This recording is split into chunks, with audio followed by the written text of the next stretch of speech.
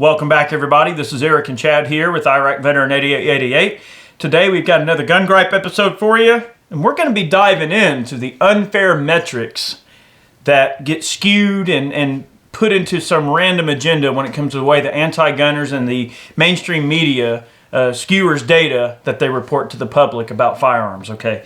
And in particular case, today's subject is going to be about a 60 Minutes article that was put out about how the AR-15 is so much more powerful than a standard 9mm handgun, and they go into all these details and everything. Well, of course it's more powerful. We're going to go into a little bit more detail. But if you want to learn more about firearms technology, definitely check out the folks at Sonoran Desert Institute. They are great people. They'll take care of you. They've got some wonderful programs if you're looking for higher education in the way of firearms technology. Definitely a group of people you need to check out. And I definitely want to thank them for allowing Gun Gripes to continue raw, unadulterated, unfiltered, in your face, straight to the point. So let's get after the facts a little bit. So data is data, right? You know, when we look at the scientific aspects of what projectiles do when they leave the barrel of your gun, right? We can turn those numbers any way we wish, right? So this 60 Minutes article wants to make it like the AR-15 is this evil tool of destruction, and only bad people would want to own an AR-15, and and somehow like the 9mm is like the patron saint of all things that are good because it's so much less powerful than this horrible, deadly AR-15 that everyone just has to point their finger at. But let's talk about some other cartridges, right? And the purpose of this video is not to give the antis fuel to go, oh, well, we should go after 50 BMG because X reason. No, the point is they only report what they want to fit their agenda and not what reality dictates, right? AR-15s are not used in a lot of crimes at all, okay? If we want to look at crime rates, sure, handguns might be used in some crimes here and there, but handguns are also, when you look at the data, used in suicides, they're used in gang activity and other criminal activity that involves gangs and everything like that. And then police, all of the data of police shootings gets put into those metrics. That's not what this video is about. I mean, you can look at the FBI statistics and anybody can skewer those results to fit their agenda any way they want. But the fact is, the devil's in the data, and the details in the data don't care about your feelings. Facts are what they are. So let's discuss this a bit. Well, I think the biggest thing is that the mainstream media and the anti-gunners always skew data in their favor, and the general public is typically ignorant to the facts, and when the facts are presented to them in such a way, it really puts gun owners and the Second Amendment as a whole and gun rights activism in a bad light. But when you're talking about comparing rifle statistics to handgun statistics, like Eric said, handguns are used in a lot more crime. Okay, but so are knives and blunt objects and everything else. And then they wrap all the other things into the same metric there, and it really throws everything off. But okay, an AR, okay, with a 62 grain projectile moving at 3,000 feet per second, you got about 1,200 foot-pounds of energy. When you're talking about 9mm, pretty much anything in between 115 and 147 grain pill is going to give you between 300 and 400 foot-pounds of energy. So handguns are paltry in the energy department compared to rifle cartridges. But the big thing is that, okay, well, the AR is way more powerful than a handgun. Okay, so yeah, it is. Well, a 30-06 is more powerful than an AR. But nobody's going after Grandpa's hunting gun. You know, you've seen those old videos where the guys will shoot like a watermelon with an AR or whatever, and then they say, all right, watch this. And they'll shoot it with a M1 Garand or, shotgun slug. Yeah, a shotgun slug or whatever the case is. And I was like, look how much more energy there is. But like Eric said, we don't want to give antis fuel to the fire, but trying to put the facts out there that this is what it is, okay? Energy is what it is. You take a projectile moving at a certain speed that has a certain weight to it, it is going to create X amount of energy. There is no denying the math. Well, I honestly feel like, a more fair comparison, not that, and here's the thing, don't get me wrong. I'm not trying to say that let's compare power for power, what these rounds can do, as a way to say, oh, well, we need this or we need that in the way of gun control. I believe that all gun control is absolutely unconstitutional and it is an infringement. I don't believe in gun control. I don't believe in gun laws. I think it's all bogus crap. I'm all for constitutional Second Amendment as it's written. But the more fair comparison, if you're going to compare power to power, you don't compare a handgun round to a rifle round. You compare a rifle round to other rifle rounds, right? So if we look at the power that 5.56 generates, and let's just compare it to some of its cousins, right? And see what kind of energy we're talking. That's a more fair comparison. So when you start talking a rifle cartridge like 5.56, in an AR platform, okay, it generates a certain amount of power, but look at this little guy. It's one of in terms of bore size and case capacity, it's one of the smallest rifle cartridges on this table right now. Now, did I do that purposely to try to skewer the facts and go, oh, well, I chose all these others just because they're all so much bigger than this? No. 5.56 is a small round. It's a small bore round. It's not a huge round, and there's not many other centerfire cartridges that are smaller than 5.56. Okay, so let's just kind of discuss some rifle caliber metrics. Okay, so what about the other round that everybody thinks about? It's 30-06. All right, here we've got some black tip 30-06. In a Garand charger, an 8-shot Garand charger for an M1 Garand. And this ammo and this rifle's been in use since World War II. Been around all this time. Semi-automatic, 30-06. So what kind of power is 30-06 generating versus 5.56? Well, like we said, 5.56, talking around 1,200 foot-pounds of energy at the muzzle. 30-06, you got a heavier pill, 150 grain in this black tip, and typically moving around 3,000 feet per second mark. It's 3,000 foot-pounds of energy. Right. And that energy is carried a lot further downrange. Right. So you got 30-06. And I like 30-06, So, 30-06 has its uses just like 5.56 does. When people take a 5.56 rifle out, they might go hunt coyotes, groundhogs and things like that. Small game, foxes, bobcats, whatever, that sort of thing. Maybe a shot on a deer with a good precise shot. But 5.56... fills a certain niche just like 30-06 does. Now, 30-06, due to its case capacity and its wide variety of different bullet weights that you can stabilize out of a standard 30-06 barrel, such as this beautiful Model 66 Mauser here. Okay. It is a chameleon of a cartridge for sportsmen to be able to do a lot of different things with. Now, is 30-06 in use in like defensive situations? Absolutely. There's still guys that have an M1 Garand loaded in the corner, and if you come in their house, you're getting 8 rounds of 30-06, okay? It's still a viable solution. It's still a viable military rifle.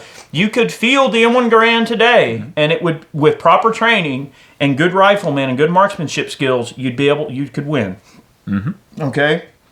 And to compare, here's a 220 grain 30-06. Now, we probably didn't get the data on this one. No, but it's around the same. I mean, you're talking... Right. No, depending on barrel lengths and whatever weight cartridge or weight projectile you have in a given cartridge, usually the range of energy is going to be about the same. So if you go with a 150 grainer, you're talking 3,000 foot-pounds of energy. If you go with a 220 grainer, you're not being able to push it as fast, but since the bullet has more mass, it physically has more energy at that same velocity.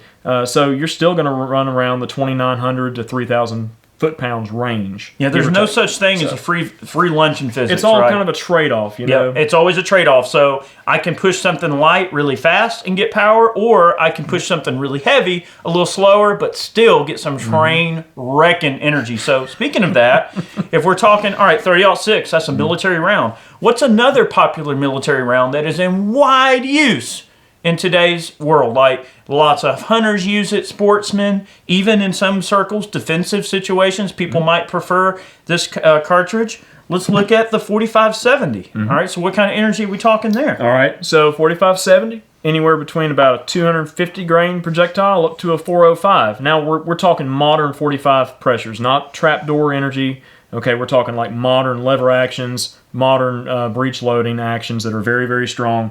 We're talking anywhere around the 2,800 foot-pound mark. Okay, or I'm sorry, 2,000 foot-pound mark with about 2,800 feet per second velocity. Okay, yeah, that's a lot of energy. I mean, buffalo hunters used the old trapdoors back in the day. They're capable of taking large game. And again, the point I'm making is it is a military cartridge that has found its way into civilian use and continues to be used in civilian use to this day. You know, back after World War II, veterans were returning from the war. You know, they were exposed to 30-06s around. What did they do? They went and bought hunting rifles chambered in what? 30-06, right? 30-06 was a popular hunting round because many vets had used that cartridge in the war and come to appreciate its performance, knew how to handle it, were used to the recoil. 5.56 is no different. Veterans are coming back from these wars. They were, experienced, using AR-15s over in warfare or whatever, and then wind up, what are you going to do? You're going to buy an AR because you want a rifle that was similar to what you used in the service, or maybe you want a gun chambered in that for the nostalgia reason. But that's not the point. The point is that all of these military cartridges transcend military use and find their way into civilian world, and it's a completely normal thing. It's been a normal thing since the 1860s, okay? Nothing has changed, but they want to skewer the facts. Yet again, they only want to go after the AR because they feel like it's this scary thing, but what? Nobody talks about trapdoors and Garands and muzzle loaders and all these things that generate some pretty respectable power, right? Yeah, so I had my notes were incorrect. I'm sorry. 2,800 foot-pounds of energy out of the 4570 between all those projectile weights.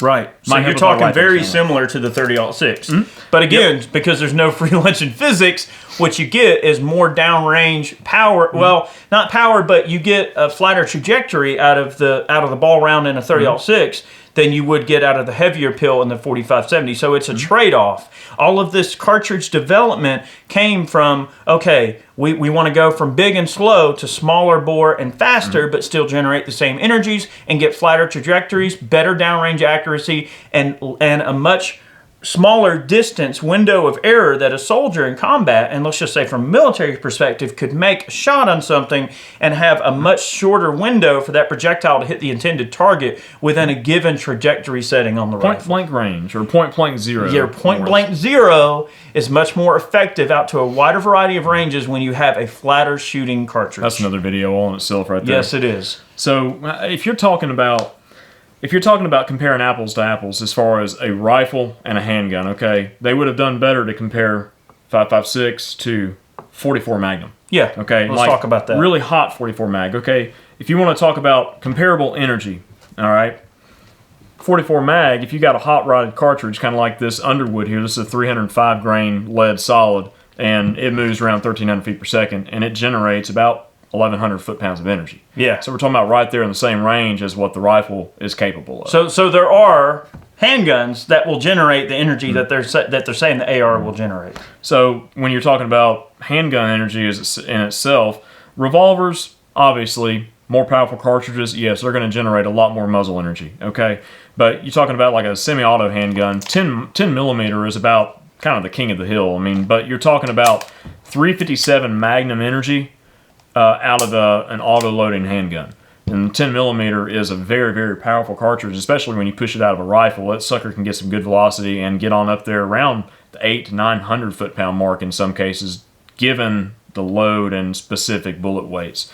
But it's just, I just hate what the media does all the time, just the scare tactics. And that's what really just ticks me off and kind of drove us to make this video here. But, I mean, even like, what did we say this Snyder was running? This thing was running, what, 1,200 feet per second or so? And this is a 500 grain projectile? Yeah, it's like a 570 grain projectile moving about 1,200. So he's gonna do the quick calculation. So I always go to Beartooth Bullets. They have an energy calculator on there that's just awesome. All right, so 1,200. Oh, yeah. Let's see. How many grains? 570. 570. Moving at 1,200. I'm going to guess about 800, 900 foot-pounds. Let's see. If it's moving that fast... I was way off! Crap. Yeah. If it's moving that fast, we're talking like 1,800 foot-pounds of energy out of an old black powder cartridge. Boy, I don't know if it's quite that much. Let's see. Let's just take it down. Even if it's not, say 900 feet per second. I'm thinking it was right around 1,000 when we chronoed it before. So that's still... All right, so 1,200, 1,200, and about 1,200. Yeah, and this is a cartridge that goes in a rifle made well over 100 years ago. Yeah, but it just kills me. Yeah, but when you go up on the spectrum and you're talking about really powerful cartridges like the 338 Lapua Magnum, Okay, you're pushing 250 grain projectiles, about 2950. All right, and you're talking like 40. How much was it? 4,800 foot-pounds of energy. That's some power. Okay, you can move up to 50 BMG.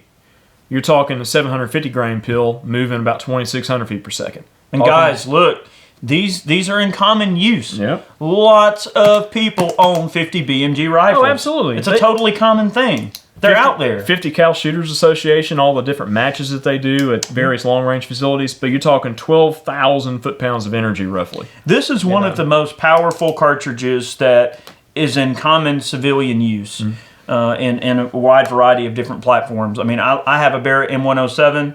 I love it. It's an absolute jackhammer of a rifle. Really fun to shoot. It is such a cool rifle.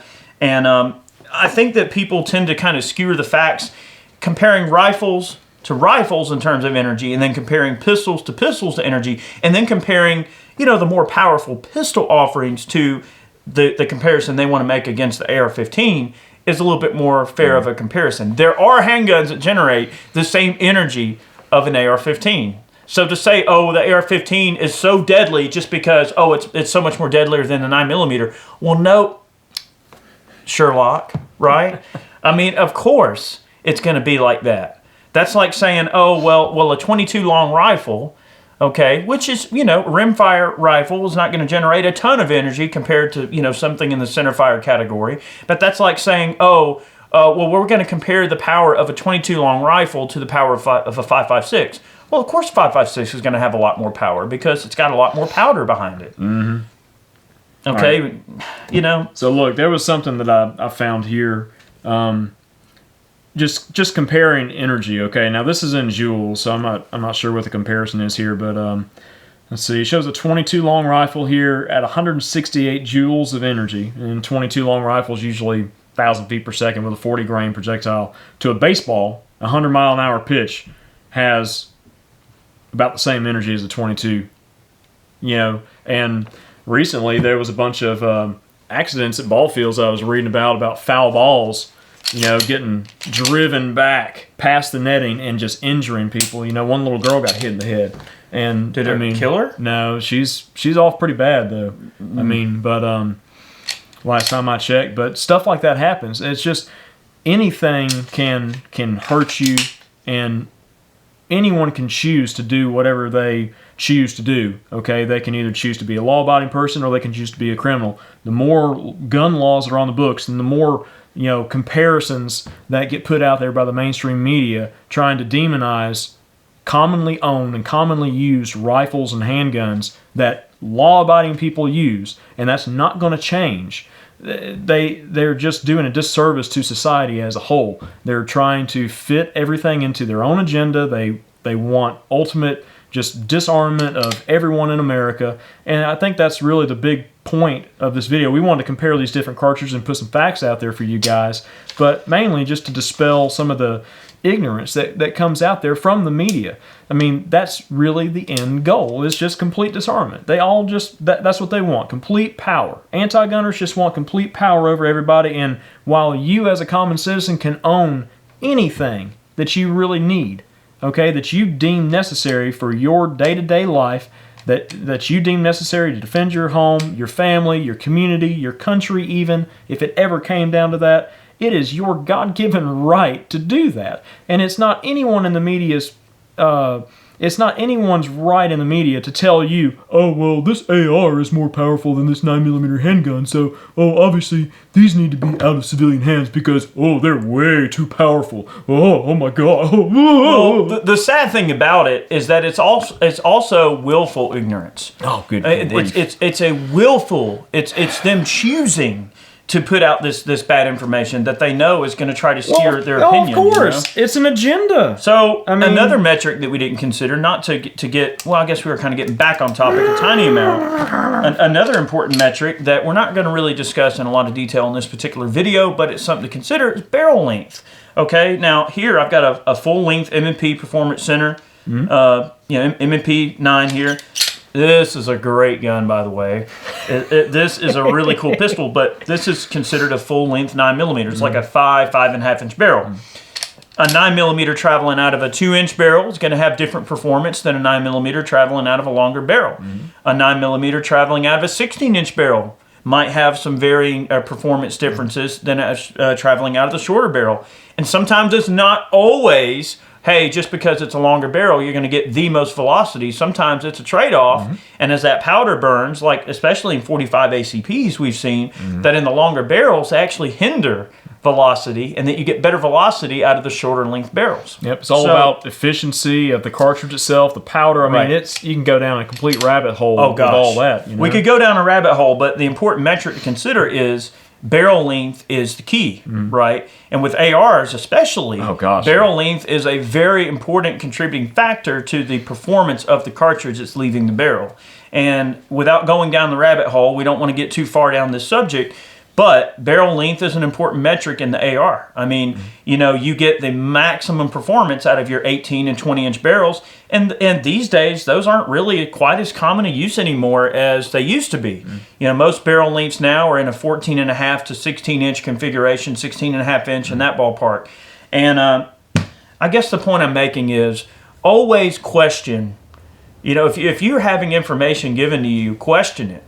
Even from us. If you don't believe what we're saying, research it for yourself. Always do your own research. Never just take the spoon-fed version of what someone's trying to give you about something. I think it promotes a healthy mental faculty for you as a person, makes you a stronger person, more mentally capable, more capable of facing a challenge in your life. You should always question everything. Always look for answers. Always research. Always get that data in, because the data will always set you free. The truth sets you free. And facts don't care about our feelings. The media tries to make this whole comparison thing, oh, it's about apples and oranges, and it's about all of this, and oh, you should be anti-gun because we tell you to be. But are you really anti-gun? I mean, that's the thing. Everybody makes this entire thing to be, oh, the right says, oh, it's only these liberal pansies that want to say, oh, you should be anti-gun. And then the people on the left go, oh, these right-wing, you know what, all they want to do is hurt everybody and disarm the left and disarm the liberals. But then you got these other people that, you know, they might be left-leaning in some of their views, but they're gun owners, right? I mean, and then you got these guys on the right that, you know, yeah, they might have some varying opinions politically from you, but they're gun owners too. How hard is it for us to just all get on the same page and go, look, I think it's safe to say if you're a gun owner and you like guns, we're on your side. We're with you, okay? Now, we may not agree on every little political thing in life, but is that to say that a family member visits you at a family reunion and sits down to have dinner with you, and they look at you and they say, the fact that you hate guns, you know, I disagree with that. Or, you know, you like guns, I disagree with that. Does that still not make them your family member? It doesn't mean you can't sit at the same table and discuss, well, this is why I like guns. Maybe you should consider liking guns too.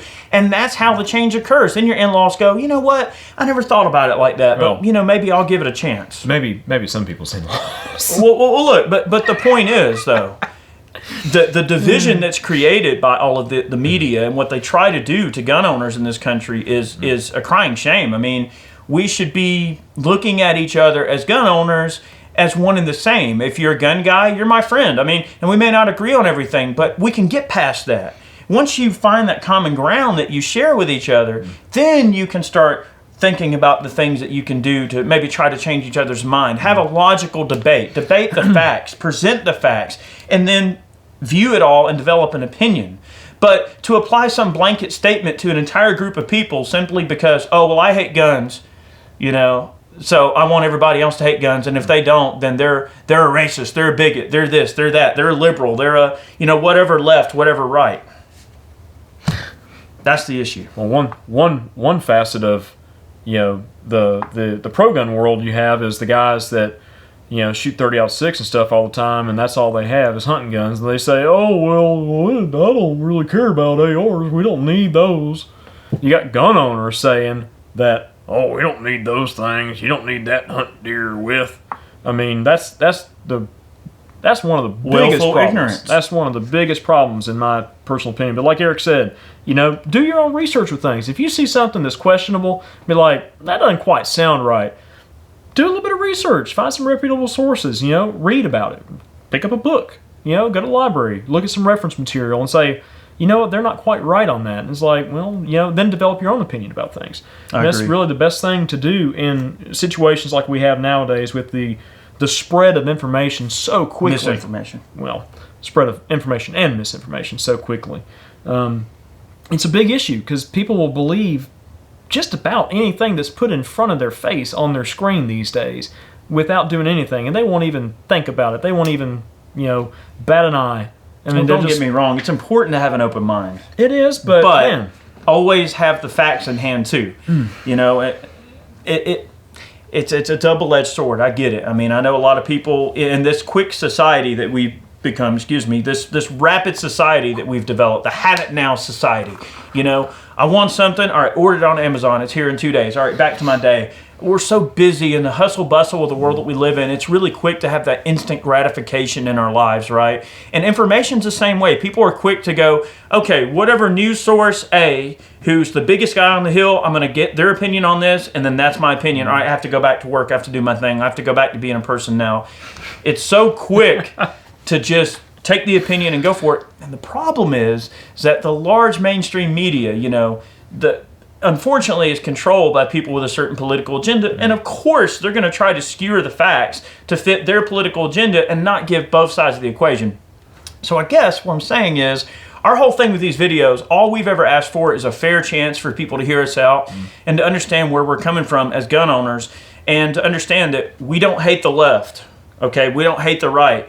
We don't hate anybody in this country. We don't hate a certain group of people because they're who they are. They're a certain religion or a certain race or a certain belief system or a certain sexual preference, or all of these things that the media commonly uses as a play on words to divide people. We don't play into that agenda. We're simply about the Second Amendment and our rights, and that's what's important to us. And as long as you respect the Second Amendment and you love being a gun owner and you like the idea of us all just getting along and being armed and having a polite and safe society, then we can be friends. We may not agree on everything, but that's the beauty of this country. It's a giant melting pot of different cultures, and it's cool for us all to be able to just kind of share this place and protect it together. I think that's the most important thing a lot of people tend to forget. Anyway, I'm not trying to ramble. Oh, it's okay. I mean, I'll say one more thing and then close this thing out. But sure.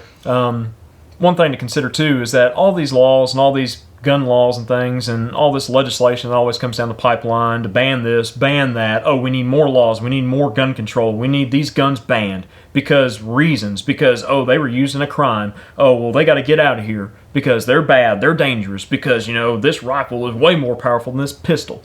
Okay? It doesn't matter what laws get put on the books. Criminals are still gonna be criminals, and the only people that are disenfranchised are those who just want to live their lives and be law-abiding people to a certain extent until those laws really start crossing the line. But the thing is, the only people that are affected are the good people out there. And it doesn't matter if you're right, left, whatever. If you don't own any guns, you're still disenfranchised by new gun control coming down the line. Because guess what? Criminals are still going to be criminals. And then if you ever decided one day that, hey, you know what? I think I want to have a gun in my home to defend myself. Well, guess what? It's too late for you. You missed the party because you didn't support the Second Amendment to begin with. That's the big problem that I have with folks. But look, if you're an anti and you're watching this video, you hate guns, right? Okay, fine. Everyone's entitled to an opinion. You're welcome to hate guns. That's totally fine. But look, what I would ask you to do, please, just for me, get a friend or somebody, if you have friends that are into guns, or go down to a range somewhere, rent a gun, or go out with an instructor and take a gun class. That's all I'm asking. Get with a good instructor and just go take a class on how to handle a gun, okay? And look at it with a truly open mind. Just try to have an open mind about it. And you'll see, this isn't bad at all. You're in control. Remember that. And I'm talking to antis out there. You pick up a gun, you are in control of this. This is a mechanical device. It's not going to do anything that you don't want it to do. Okay? You are in control of this device. Okay? It is to protect you. It is a tool of liberty. Okay? Tools are only going to do the job that the person using it wants it to do. If you have bad intentions in your heart, then whatever you decide to use as your tool of choice, guess what? It only reflects on you. I mean, agreed. So, All I'm saying is try to have an open mind. Meet us in the middle at least, you know. I understand that a lot of gun channels and a lot of personalities on social media, they cater to their base. And don't get me wrong, yeah, a lot of folks that watch our channel obviously are pro-gun because we're a huge gun channel. I get that. It's cool, whatever. And we love making content that makes people happy in our community. But we also feel it's important to reach out to some of those other people that might have differing opinions, because that's the only way that we're going to win this situation together to protect each other. Okay? When a guy sets out of his door every morning with a gun on his hip, it's not to hurt you. It's not to, he doesn't have a chip on his shoulder thinking, oh, well, I just hope some lefty does something so I can gun him down. That's what the media wants you to think, but that's not the case. Do you think for 1 second that if something bad happens, that person that's carrying that gun is going to stop and ask you a political questionnaire before he decides to protect you? No, he's just going to protect you. Okay, the Second Amendment applies to everyone, and 99.9% of all the people that are armed on a regular basis in the world at large, maybe not the world, but the United States, here in our country at large, they want nothing more to them to protect the people around them. Doesn't matter who they are. It's just, it's a mindset that you have to have, that we're here for each other. So I think it's important for the antis to remember that when you want gun control, you're actually disarming the people that are willing to potentially die for you. It's a pretty serious thing to consider. And the most passive thing, you're trying to be passive by not owning a gun, but then you want to stop the people that are being proactive when they could help you? I'd say, too, remember that even when you're out in public, if you're a staunch anti-gunner, depending on where you live, there's likely a lot of people that you don't even have a clue about who are carrying around you. And you won't ever know unless there's some situation that arises that requires the use of force. And you can just live in your little bubble and think, oh, well, I'm all safe because the police are just a minute away, blah, blah. No, sorry. It doesn't work that way. But I'd say everything's been said that needs to be said. I mean, some food for thought for you guys. Think about it, guys. That's all we're saying. And look, for the people that are on our side and understand where we're coming from, it's cool. Look, we're all on the same page here, and I hope that you can take what we present in this video as just a fair comparison. You know, we always want to present the facts in the way that we feel is the most truthful and honest. All you'll ever get out of us is 110% integrity. Our word is our bond. Like, we care strongly about what people think about what we say, and to us, the truth is so important, and it's important for people to know where we stand on certain things. But anyway, guys, thank you so much for watching today's video. Definitely want to thank all of our Patreon supporters. You guys are awesome. Thank you. All the folks who purchase man cans, shirts, merchandise over on the website. All of those funds go directly back into supporting our channel and supporting content like this and allowing us to, keep it coming for you guys. So thank you so much for believing in what we do. And we hope that, maybe we opened up some eyes in this video. Thank you so much for watching, and we'll see you next time. Much more content on the way. Take care.